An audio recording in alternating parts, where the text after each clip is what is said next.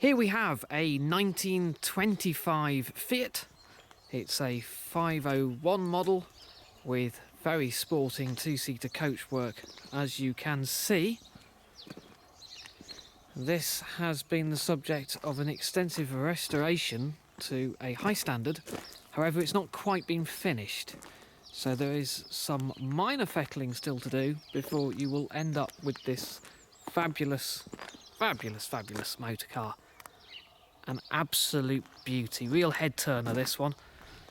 Going to be sorry to see it go, but unfortunately I just don't have time, and I probably have too many cars if truth be known. So let's have a closer look. Open the bonnet here. Original catches there. And this is a 1500cc engine. Very curious feature of having these petrol priming taps on, which is nice. So the idea was, if it was a cold day, pour some petrol down there, open the tap and put it on. Been fully rebuilt, this engine. I shall put some photos up of the rebuild, but it's been rebored, it's had new bearings, etc, etc. It's had the works. Final jobs include the magneto to couple in and wire, carburettor once tubing up to the tank here. Tank's all been internally cleaned and tested. The feed for the oil gauge goes here, the oil pump's been rebuilt. Gearbox has all been rebuilt, it's got a new clutch in it. Lots and lots of work gone on. The radiator's been done and very nicely left in terms of the finish. So it's got this lovely patina, and what a stunning badge. That is the original enamel radiator badge, augmented by Fiat being written on the honeycomb section like that, as you can see. Lovely, lovely thing. It was stripped back to the chassis and treated and painted. I think the springs were redone. As you can see, it's got new tyres on there, beaded edge tyres. All the back axle was redone. Looking excellent there. The brakes all work. There's a foot brake and handbrake.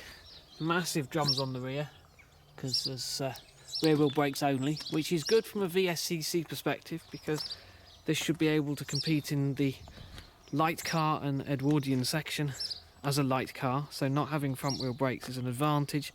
It's very light, it pushes very easily, so that should be quite easy to stop with those massive brakes, and at least you've got two sets of shoes in there, so if the pedal doesn't do, you can help it with the handbrake here. It's a 4-speed gearbox, right hand change as you can see there, and it does go into gear, and you can't push it when it's in, so we know that the drivetrain's all present and correct. Original pedals there, steering all works, all rolls.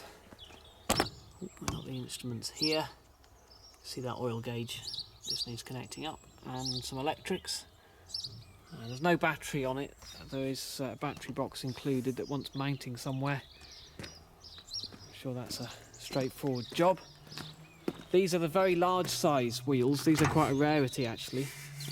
Nice set with the car.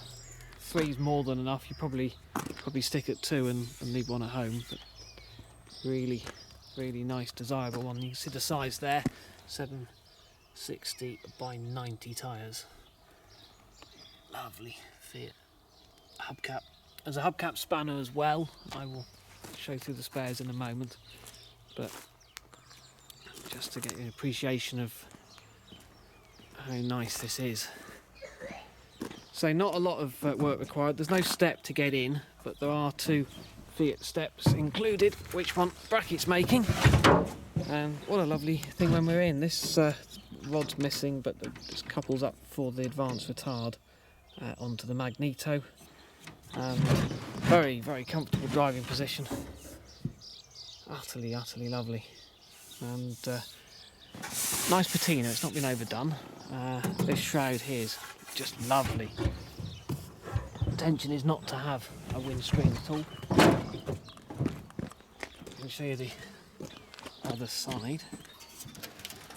pull that down.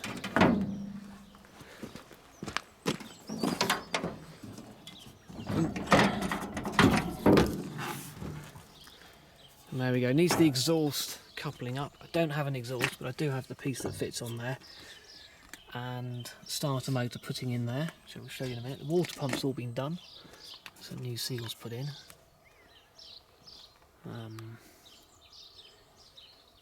Great amount of work being put into this, as I say. Let's just have a look. So some of the spares included.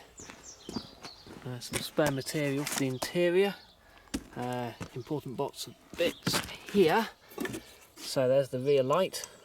Only had one at the time. I'd suggest putting a pair of bigger ones on and leaving this as the number plate light. The spare number plate for the rear is there. This is a very rare piece. This is the carburettor choke control. Quite an important bit, that quite hard to find. Some spare caps. That's the piece that screws onto the exhaust. That's the dashboard light, genuine Fiat dashboard light, again a rarity. That is the other rear light, which was more of a number plate light, but again that's original. It's so small, it's sort of a bit too small for being red, but for lighting the number plate it's perfect. These are for the main headlights. Nice little cable exit points there. Hub cap spanner, that's a spare exhaust manifold. This is for the fuel tank, etc, etc. Those are the steps that actually normally would fit on running boards, but if that was made into a nice backed piece with a bracket onto the chassis, that would do the job nicely. Here's your starter motor, all seems to work in excellent order. Lights, these do need, I suppose, resilvering, the reflectors and glass, there's no glass with them, but they are utterly lovely. They've been painted in body colour. There is spare paint, quite expensive professional paint, just in case you need any. This fits in, oh, that comes out there, that shouldn't be in, that's the bulby bit, but anyway that goes in there. And matching side lights here, which are gorgeous. The matching set there. Lots of paperwork. It doesn't have a V5, I've not applied for that, but shouldn't be a problem. You've got this buff form, buff logbook here, and there's a rock of paperwork. We've got old photographs, all quite interesting. We've got manuals in English, that's good. I think there's an original one somewhere. More paperwork, more receipts. Oh, that's a copy of one in Italian. Usual sort of stuff. All there.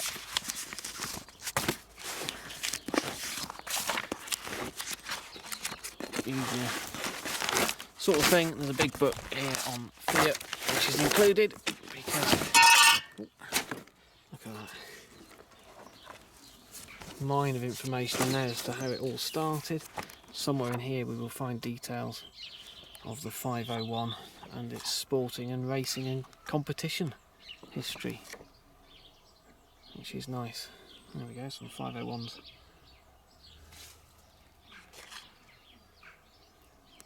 Utterly fascinating. So there we go, that's all in. And yes, hopefully it will find a deserving home where it can receive that final fettling, get back on the road and be used. It'd be nice to see this in the VSCC competition calendar, that would be great. See it going around the circuit, maybe as speed hill climbs. I do compete in those myself, and that's just great fun. Trialling, of course, make a great trials car. Really would. So lightweight and you sit quite far back, so it'd be lovely as a trials car. You've certainly got spare wheels there to put some trialling tyres on and go trialling. Just to take to shows. Real head turner, this one. It's a delightful vehicle. So there we go. Any questions, fire away. And if you have been, thanks for watching.